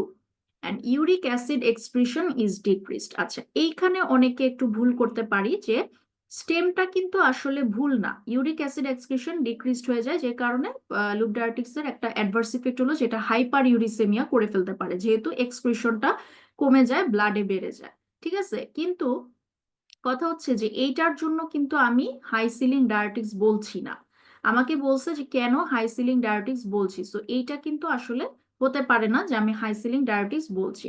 হাই সিলিং ডায়োরেটিক্স বলছি, এটার আসলে কয়েকটা কজ হলো, এই যে এটা, যে সোডিয়ামটা হাইয়েস্ট এক্সপ্রেশন হচ্ছে, তারপর হচ্ছে onset of action is very rapid, GFR 10 এর নিচে চলে গেলেও হচ্ছে এটা কাজ করে, এবং যত ডোজ বাড়াবো ডায়োরেসিস তত বাড়বে। এটা একটা হাই এফিকাসি ডায়োরেটিক্স, আমরা ক্লাসিফিকেশন পড়ার সময় নিশ্চয়ই জানি যে এটা হাই এফিকেশিয়াস ডায়োরেটিক্স। সো এই 3-4টা কারণে আসলে হাই সিলিং ডায়োরেটিক্স বলা হয়। আচ্ছা, এইবারে চলে আসেন একটা কোশ্চেন ইনহেলড অ্যানেস্থেটিক্স থেকে, অ্যানেস্থেটিক্স থেকেও একটা কোশ্চেন থাকবেই। সো এইবারের অ্যানেস্থেটিক্স কোশ্চেনটা, যে কোশ্চেনটা আপনারা স্ক্রিনে দেখতে পাচ্ছেন, এইটা আসলে আমি বলবো যে একটু বিদঘুটে টাইপের কোশ্চেন, বা মানে যে কোশ্চেনটা দেখলেই মানে একটু ভয় লাগে বা মনে হয় যে কিছুই জানি না, ঠিক আছে। হ্যাঁ, আমিও স্বীকার করছি যে এই কোশ্চেনটা একেবারেই গতানুগতিক ধারার বাইরে থেকে আসছে, এরকম 2-1টা কোশ্চেন প্রতিবারই থাকে, এগুলো নিয়ে ভয় পাওয়ার কিছু নাই। আমরা দেখি একটু কোশ্চেনটা কি বলতে চাচ্ছে। 1 minimum alveolar concentration of inhalational anesthetics, inhalational anesthetics এর ক্ষেত্রে আমাদের একটা ব্যাপার আছে, মিনিমাম অ্যালভিওলার কনসেন্ট্রেশন। এখন মিনিমাম অ্যালভিওলার কনসেন্ট্রেশনটা কি আগে সেটা জানতে হবে, তারপরে আমরা এই কোশ্চেনটা সলভ করব। Minimum alveolar concentration of anaesthetic মানে হচ্ছে এটা সেই অ্যানেস্থেটিক কনসেন্ট্রেশন যেটা হচ্ছে produces immobility in 50% of patients expose to surgical incision. আমি একটু ভেঙে বলি, যে ধরেন একটা সার্জিক্যাল ইনসিশন বা একটা স্টিমুলাই আমি দিলাম, হ্যাঁ, সেটার রেসপন্সে কতটুকু অ্যানেস্থেটিক্স দিলে, মানে কোন কনসেন্ট্রেশনে অ্যানেস্থেটিক দিলে সেটা আমার টোটাল যেই সাবজেক্ট তার মধ্যে 50% পেশেন্টের উপর হচ্ছে মানে ইমমোবিলিটি প্রডিউস করতে পারবে বা অ্যানেস্থেটিক ইফেক্টটা দিতে পারবে। এইটাই হচ্ছে মিনিমাম অ্যালভিওলার কনসেন্ট্রেশন, মানে সেটা 50% অফ পেশেন্টে হবে, এরকম কিন্তু না যে ইমমোবিলিটি প্রডিউস করবে 50%, নো। এই ধরনের টেস্টের ক্ষেত্রে বা এই ধরনের যে ডেফিনিশনের ক্ষেত্রে আমাদেরকে দেখতে হয় যে পেশেন্ট কতটুকু, যেমন LD50 TD50 একটা ব্যাপার আছে না জিপিতে, সেখানেও কিন্তু আমরা বলি যে 50% বা 100% র্যাটে কোন কোন কনসেন্ট্রেশনে বা কোন ডোজে দিচ্ছে, সেই ক্ষেত্রে আমরা লিথাল টক্সিসিটি এগুলো হচ্ছে মানে নির্ধারণ করি। তো অ্যালভিওলার কনসেন্ট্রেশনটাই তাই, যে এটা কতটুকু কনসেন্ট্রেশনে দিলে 50% কেস অফ পেশেন্টে এটা ইমমোবিলিটি প্রডিউস করতে পারবে, ঠিক আছে। তো এইটা আসলে মূলত ইনহেলেশনাল অ্যানেস্থেটিকের পটেন্সিটা বের করার জন্য ইউজ করা হয়। মনে রাখবেন একটা কথা, একদম সহজভাবে বলি, যে পটেন্সিটা হচ্ছে মিনিমাম অ্যালভিওলার কনসেন্ট্রেশনের ইনভার্সলি প্রপোর্শনাল। মানে এমএসসি আপনার যত কম হবে পটেন্সি তত বেশি হবে, এমএসসি যত বেশি হবে পটেন্সি তত কম হবে। দ্যাট মিনস এমএসসি আমার কম হওয়া ভালো। ওকে, কারণ খুব সহজ কথা, যে কনসেন্ট্রেশন আমি যত কম দিয়ে ইফেক্টটা পেয়ে যাব 50% পেশেন্টের, তার মানে সেটা তত বেশি পটেন্ট, তাই তো? আচ্ছা, সো এই হলো মোদ্দা কথা যে এমএসসিটা কি। এখন আমরা স্টেম গুলো দেখি। বলছে যে is 6.35% for desflurane making it the most potent volatile anesthetics। আচ্ছা, এই ধরনের স্টেম আসলে দেওয়া উচিত না, কারণ আমরা কিন্তু এখানে যদি কোনো একটা কম্পারিজনে বলতো তাহলে আসলে সুবিধা হতো, কিন্তু এখানে বলে দিছে যে ডেসফ্লুরেনের এমএসসি হচ্ছে 6.35, সো এটা নাকি মোস্ট পটেন্ট। এখন আমরা তো আসলে জানি না, বা এটা আমাদের সবার জানার কথা না যে কোন অ্যানেস্থেটিকের এমএসসি কত, বাট বেসিক্যালি ডেসফ্লুরেনের যে 6.35 এটা আসলে অনেক বেশি, অন্য অ্যানেস্থেটিক্স এর আরো অনেক কম, যেমন হ্যালোথেনের হচ্ছে 0.75, তার মানে সেটা হচ্ছে মোস্ট পটেন্ট। ডেসফ্লুরেন কিন্তু কখনোই মোস্ট পটেন্ট না, দ্যাট মিনস এটা এজন্য ফলস হবে, ঠিক আছে।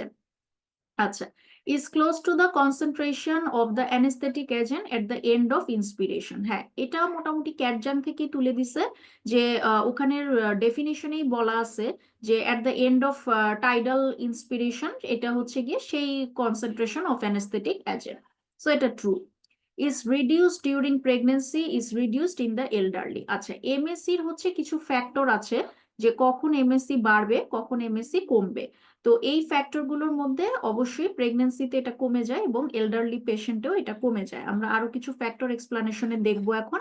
and prevents reflex response to a surgical incision in 95% of the population। আচ্ছা, এইটা তো আমি মাত্রই ডেফিনিশন বলার সময় বললাম, কি বলছি, যে 50% অফ দ্য পপুলেশন, মানে prevents reflex response to surgical incision. Surgical incision দিলে রিফ্লেক্স আসবে না হচ্ছে আমার 50% অফ দ্য পপুলেশনে, সেইটা হচ্ছে আমার এমএসসি। দ্যাট মিনস এটা ডেফিনেটলি ফলস। ওকে, আচ্ছা, তাহলে এখন আমরা একটু যদি এক্সপ্লানেশনটা দেখি, যেমন দেখেন factors that increase or decrease MSc, যেমন এমএসসি ড্রাগস গুলো দেখতে পারেন, অ্যামফিটামিন, কোকেইন, এজ হচ্ছে হাইয়েস্ট এট এজ 6 মান্থস, তার মানে যত 6 মাস বয়সে হচ্ছে তার সবচেয়ে বেশি, তার মানে এল্ডারলি পেশেন্টের সবচেয়ে কম। কম্পারিজন করে পড়ে ফেললেন। ইলেকট্রোলাইটের ক্ষেত্রে হাইপারন্যাট্রেমিয়া, হাইপারথার্মিয়া, তার মানে সোডিয়াম বা থার্মো টেম্পারেচার যত বাড়বে এমএসসি বাড়বে, ফাইন। আচ্ছা, ড্রাগস কিছু ড্রাগস আসলে এতগুলো তো মনে রাখা সম্ভব না। এই যে মধ্যে দেখেন এল্ডারলি পেশেন্ট যেটা আমাদের স্টেমে আসছে, ইলেকট্রোলাইট সে হাইপোন্যাট্রেমিয়া, তাহলে হাইপারে বাড়ে হাইপোতে কমে, সহজ। আদার ফ্যাক্টরস গুলো থেকে দেখেন anaemia, hypercarbia, hypothermia, hypoxia, pregnancy. প্রেগনেন্সিটা আমাদের স্টেমে ছিল, এবং কিছু জিনিস কমে গেলে এমএসসি কমে যায়, যেমন হিমোগ্লোবিন কমে গেছে, অক্সিজেন কমে গেছে, টেম্পারেচার কমে গেছে, আর অক্সিজেন কমে যাওয়া মানে হাইপার কার্বিয়া। তাহলে এইভাবে জিনিসগুলো পড়লেন। ড্রাগের মধ্যে থেকে স্টেমে দেয় নাই, সাধারণত এরকম থাকে না, তবে থাকলেও থাকতে পারে, সেটা 1-2টা স্টেম, তো সব তো আসলে আমাদের জানা সম্ভব না, ঠিক আছে। তাহলে আমি বলতে চাচ্ছি যে এই কোশ্চেনটা কিন্তু আসলেই আনকমন এবং দেখে ভয় পাওয়ার মতো, কিন্তু এই যে এবার আসলো, এখন এই রিলেটেড আপনারা এইভাবে একটু পড়ে রাখবেন, হয়তোবা এখান থেকে 2-3টা স্টেম হয়তো কমনই আসবে বা একদম রিপিট আসবে, ঠিক আছে? আবার অন্য একটা কোশ্চেন হয়তো আনকমন আসবে, বাট এগুলোর সংখ্যা খুবই কম, এগুলো নিয়ে ওয়ারিড হওয়ার কিছু নাই। ওকে, চলে যাচ্ছি আমরা নেক্সট কোশ্চেনে। অ্যানালজেসিক, ওপিওয়েড অ্যানালজেসিক দিয়েছে, the following R pure opioid receptor agonist. একদম ওপিওয়েডের ক্লাসিফিকেশন থেকে কোশ্চেন চলে আসছে। ফ্যান্টানিল, মরফিন, এই দুটা যে একদম pure opioid receptor agonist, I think এটা আমরা মোটামুটি সবাই জানি, সো এটা ট্রু। ন্যালক্সন, ন্যালক্সনটা হচ্ছে ওপিওয়েডের অ্যান্টাগনিস্ট। আমি বলি যে দুইটা এন হচ্ছে ওপিওয়েডের অ্যান্টাগনিস্ট, ন্যালক্সন, নালট্রেক্সন, এগুলো ওপিওয়েডের পয়জনিং এ ট্রিটমেন্টে ইউজ করা হয়। পেন্টাজোসিন, পেন্টাজোসিনটা কিন্তু পিওর ওপিওয়েড রিসেপ্টর অ্যাগনিস্ট না, পেন্টাজোসিনটা হচ্ছে পার্শিয়াল অ্যাগনিস্ট। পার্শিয়াল অ্যাগনিস্ট মানে এটা কখনো অ্যাগনিস্টের মতো আচরণ করে, কখনো অ্যান্টাগনিস্টের মতো আচরণ করে, সো এটা ফলস। আচ্ছা, আর হচ্ছে রেমিফেন্টানিল, রেমিফেন্টানিল এটাও ওই ফেন্টানিলেরই একটা আম, আমরা বলতে পারি যে কি বলবো, মানে কেমিক্যাল একটু চেঞ্জ করে রেমিফেন্টানিল, যেটা এটা আরেকটা এজেন্ট, সো এটাও কিন্তু পিওর ওপিওয়েড রিসেপ্টর অ্যাগনিস্ট। আচ্ছা, এখন পেন্টাজোসিনের ক্ষেত্রে একটু খেয়াল করেন, যদি বলতো the following R opioid receptor against, তাহলে কিন্তু আসলে আপনি এটা ট্রু দিতে হতো, কারণ পার্শিয়াল অ্যাগনিস্ট নামেই কিন্তু আছে অ্যাগনিস্ট, সো আপনাকে ট্রু দিতে হতো, কিন্তু বলে দিচ্ছে পিওর, পিওর তো না, আমরা বলেই দিছি পার্শিয়াল, সো এই জন্য এটা ফলস। আচ্ছা, এবারে চলে আসেন ওপিসি পয়জনিং। ওপিসি পয়জনিং থেকেও কোশ্চেন আসে, আমি টিপস এন্ড ট্রিক্সে বলেছি যে ওপিসি পয়জনিং এর ফিচার, ট্রিটমেন্ট, এগুলো একদম হচ্ছে মানে কোশ্চেন আসবে ধরে রাখাই যায়। তা আমরা দেখি the pathognomonic features for organophosphorus poisoning is or are. আপনি যদি ওপিসি সম্পর্কে খুব ভালো জানেন, তাহলে অ্যাট্রোপিন আপনার এমনিই জানা হয়ে যাবে, কারণ ট্রিটমেন্টে হচ্ছে ওই জিনিসগুলোর ভাইস ভার্সা হবে। আবার আপনি যদি অ্যাট্রোপিন সম্পর্কে খুব ভালো জানেন, তাহলে কিন্তু ওপিসির গুলো আপনার জানা হয়ে যাবে, কারণ অপোজিট হবে। সো এখানে মনে রাখা আসলে সবচেয়ে সহজ হচ্ছে যে ওপিসি এটা একটা কোলিনার্জিক অ্যাগোনিস্ট, এবং কোলিনার্জিক অ্যাগোনিস্ট মানেই হচ্ছে এটা প্যারাসিম্প্যাথেটিক অ্যাকশন গুলোকে অ্যাগ্রাভেট করবে। তাহলে প্যারাসিম্প্যাথেটিক যে অ্যাকশন গুলো আমাদের ঘটে, সেগুলাই হচ্ছে ওপিসির আসলে ফিচার। তাহলে আমরা দেখি ব্লারিং অফ ভিশন, আমরা জানি যে ইয়াস, ওপিসি পয়জনিং এ ভীষণ ব্লার্ড হয়ে যায়। কনস্টিপেশন ডেফিনেটলি না, এখানে কি হয় আমাদের সিক্রেশন বেড়ে যায়, ঠিক আছে, সিক্রেশন এবং মোটিলিটি বেড়ে যায়, সো ডায়রিয়া হবে, এটা ফলস।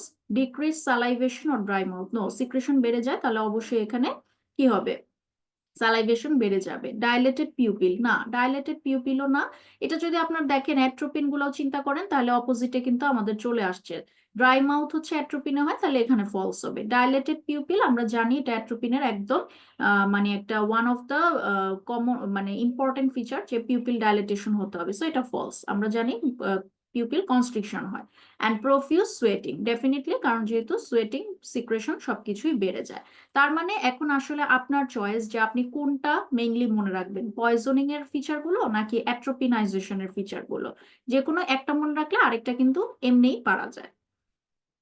আচ্ছা, এরপরে চলে আসি হার্ট ফেলিওর। সিভিএস থেকে একটা question, in chronic heart failure mortality benefit is achieved by.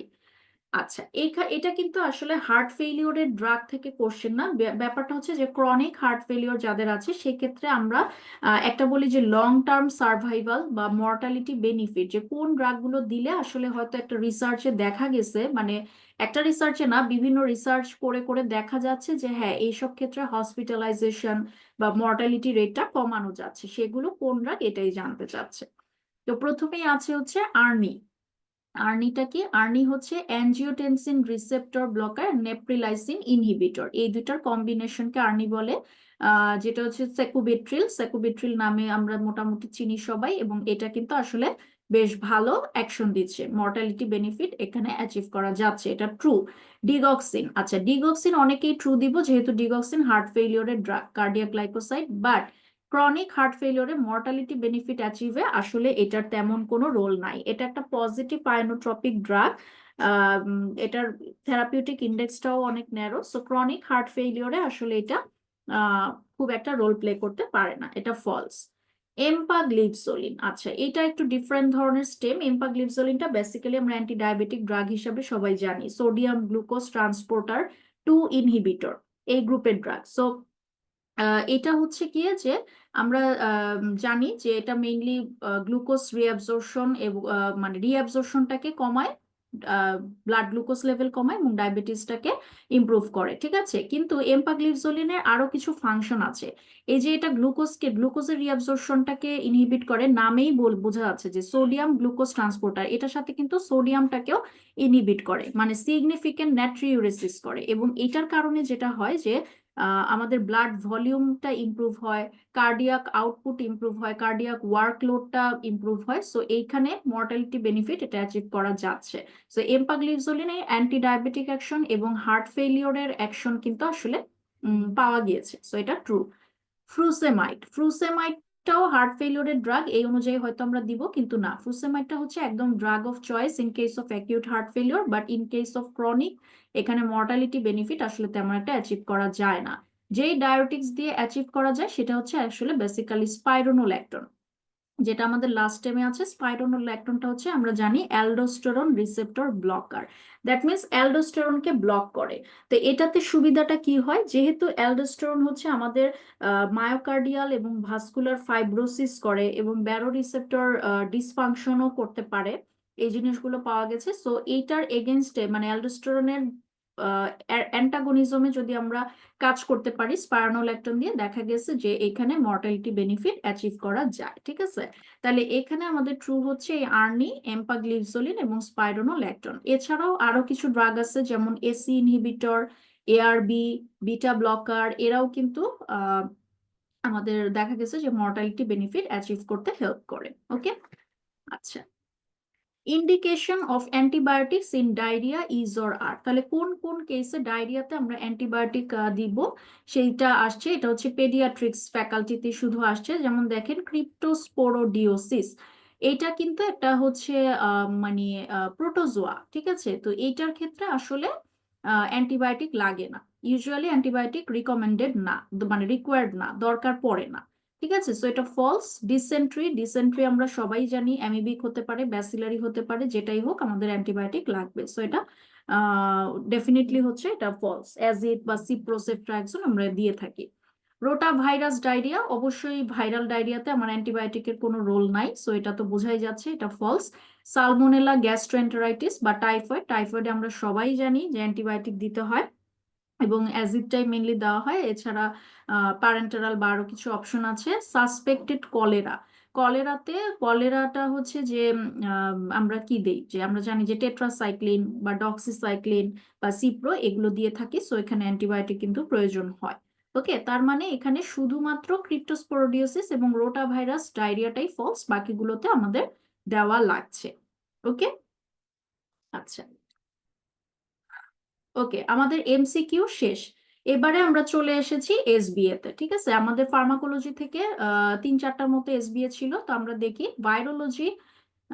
Virology বলা যায় না আসলে, এখানে এটা ফাঙ্গাল থেকে কোশ্চেনটা ছিল, অ্যান্টি ফাঙ্গাল থেকে। A 30-year-old woman with AIDS develops cryptococcal meningitis. She refused to take parenteral medication. Which of the following antifungal drug is the best for her oral therapy? তার মানে বোঝাতে চাচ্ছে যে মোট কথা তার ক্রিপ্টোকক্কাল মেনিনজাইটিস হয়েছে এবং সে প্যারেন্টারালি কোনো ওষুধ নিবে না, তাকে আমাকে ওরালি দিতে হবে। সো সেই ক্ষেত্রে আমার ড্রাগ অফ চয়েস কোনটা? তা আমরা অপশনগুলো দেখি। অ্যামফোটেরিসিন বিটা কিন্তু আসলে বলতে গেলে ক্রিপ্টোকক্কাল মেনিনজাইটিসের জন্য সবচেয়ে ইফেক্টিভ ড্রাগ বা ড্রাগ অফ চয়েস, বাট সমস্যা হচ্ছে এটা তো প্যারেন্টারাল। এটার কিন্তু মানে যদি আমি ওরালি দেই, এটা একদম জিআইটি থেকে মানে খুবই অ্যাবজর্পশনটা খুবই পোর। সো এটা দিলে আলটিমেটলি লাভ হবে না, এই জন্য এটা ফলস। বাট যদি এখানে ওরাল বা প্যারেন্টারালের ব্যাপার না থাকতো তাহলে কিন্তু অ্যামফোটেরিসিন বি চোখ বন্ধ করে ট্রু হতো। সো এখানে এটা ফলস। ক্লট্রিমাজল হচ্ছে আসলে এটা টপিক্যালি ইউজড একটা অ্যান্টিফাঙ্গাল, সো এটাও ডেফিনেটলি ফলস। ফ্লুকোনাজল, আচ্ছা ফ্লুকোনাজলটা আমরা মাথায় রাখতে পারি, কারণ ফ্লুকোনাজলটা হচ্ছে অ্যাজল গ্রুপ অফ অ্যান্টিফাঙ্গালের মধ্যে সবচেয়ে হাই থেরাপিউটিক ইন্ডেক্স এবং এটার এফিকেসিও খুবই ভালো। সো এটা আমরা মাথায় রাখলাম যে হয়তো বা এটা হবে, কিন্তু আগে দুটো অপশন দেখে নেই। কিটোকোনাজল, আচ্ছা কিটোকোনাজলও অ্যাজল গ্রুপের ড্রাগ, কিন্তু সমস্যা হচ্ছে এটার অ্যাবজর্পশনটাও ভ্যারিয়েবল। সো এইটা ওরাল থেরাপি হিসেবে বেস্ট বলা যাবে না। নিস্টাটিনও ক্লট্রিমাজলের মতো অনলি টপিক্যালি ইউজ করা যায়। দ্যাট মিনস আমরা যেটা ধারণা করছিলাম এখানে ফ্লুকোনাজলটাই হচ্ছে আমাদের সবচেয়ে মানে মোস্ট রিলিভেন্ট অ্যান্সার, ফ্লুকোনাজলটাই হচ্ছে ওরাল থেরাপির জন্য ভালো। এবং ক্যাটজাংয়ে একটা কথাও আছে যে এজেন্ট অফ চয়েস বা azole of choice in treatment and secondary prophylaxis for cryptococcal meningitis. So আসলে ওই জায়গাটা থেকেই এই কোশ্চেনটা দেওয়া। ওকে, আচ্ছা। সো এখানে আমরা একটু দেখি যে combined treatment with amphotericin B and flucytosine is used in meningitis and other disseminated disease, যেটা আমি বলছিলাম। এবং fluconazole is used in AIDS patient for long suppression of cryptococcal meningitis. আচ্ছা, আমরা পরের এসবিএটা দেখি। A 70-year-old man is unable to pass urine for the last 12 hours. Ultrasonography of abdomen shows normal prostate. He is on treatment for hypertension, depression, neuropathic pain, and diabetes. Which of the following medication is most likely responsible for this presentation? আচ্ছা, তার মানে একজন 70 বছর বয়স্ক মানুষ, তার হচ্ছে acute retention of urine নিয়ে আসছে এবং নর্মাল প্রোস্টেট বলতেছে। দ্যাট মিনস বিপিএইচ এটাকে প্রথমেই আউট করে দিল, যদিও বিপিএইচ আমাদের অপশনেই নাই। আচ্ছা, অ্যান্ড ট্রিটমেন্ট অফ মানে সে কোন কোন রোগের ট্রিটমেন্ট আছে সেটাও বলে দিছে যাতে ড্রাগগুলো রিলেট করা যায়, hypertension, depression, neuropathic pain and diabetes. এখন এই কন্ডিশনের জন্য কোন ড্রাগটা হচ্ছে রেসপন্সিবল?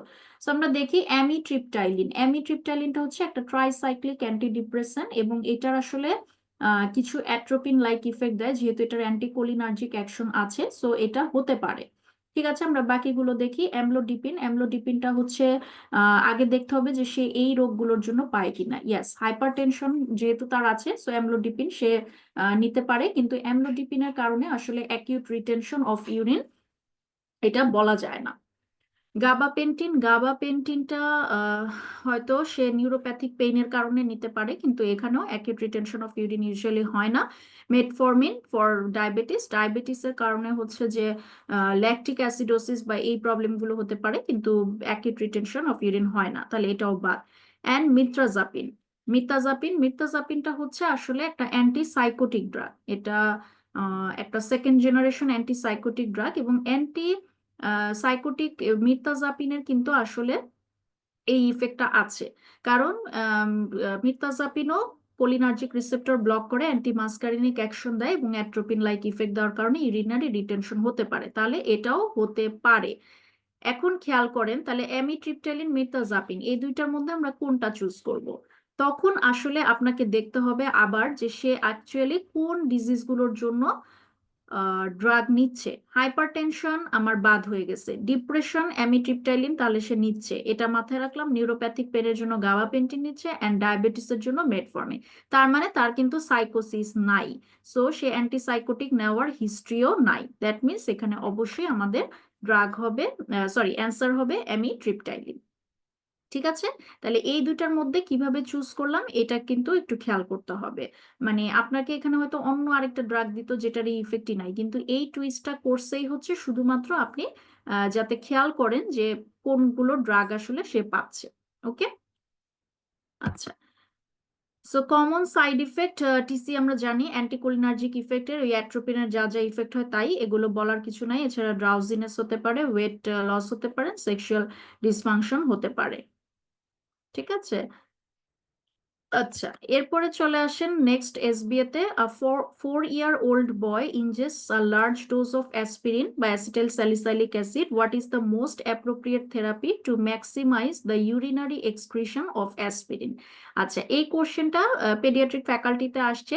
সো এইটা কিন্তু আসলে ওই যে আমরা অ্যাসিডিফিকেশন অফ ইউরিন ওখানেই আসলে আলোচনা করে ফেলছি। সো এখানে আর আলাদা করে বলার কিছু নেই, আমরা জানি যে অ্যাসপিরিন হচ্ছে হাইলি অ্যাসিডিক ড্রাগ, এবং অবশ্যই এখানে আমাকে এক্সক্রিশন করতে হলে ইউরিনারি অ্যালকালিনাইজেশন করতে হবে, এটাই হচ্ছে আমাদের কারেক্ট অ্যান্সার। তারপরেও যদি আমরা অন্যগুলো একটু দেখি, অ্যাকচুয়ালি অ্যালোপিরিনল তো এটা না, অ্যালোপিরিনল মেইনলি গাউটের ট্রিটমেন্টে ইউজ করা হয়। ফোর্স ডায়ারেসিস উইথ ফ্রুসেমাইড বা হাইপার হাইড্রেশন, হাইড্রোসিক্লোরোকুইন, এগুলো কোনোটা দিয়ে আসলে অ্যাসপিরিন এক্সক্রিশনে আমাদের হেল্প করবে না। ঠিক আছে, এখানে ইউরিনারি অ্যালকালিনাইজেশনটাই হচ্ছে আমাদের সিঙ্গেল বেস্ট অ্যান্সার, যেহেতু অ্যাসপিরিন আমরা সবাই জানি যে এটা হাইলি অ্যাসিডিক ড্রাগ। ওকে, আচ্ছা। সো এই ছিল ওভারঅল ফার্মার কোশ্চেন। এখন হচ্ছে আপনাদের কারো কোনো কোশ্চেন থাকলে আগে বলেন।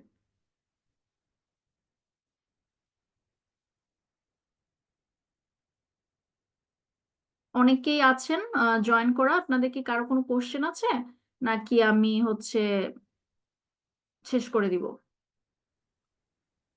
ম্যাম ফার্স্টের দিকে স্লাইড গুলো একটু দেখালে ভালো হতো, একটু মিস করছি তো। আচ্ছা, স্লাইড গুলো শুধু দেখায় যাব। ওকে, আমি তাহলে দেখায় যাচ্ছি, আর বাকিদের যদি কারো কোনো কোশ্চেন থাকে তাহলে বলতে পারেন।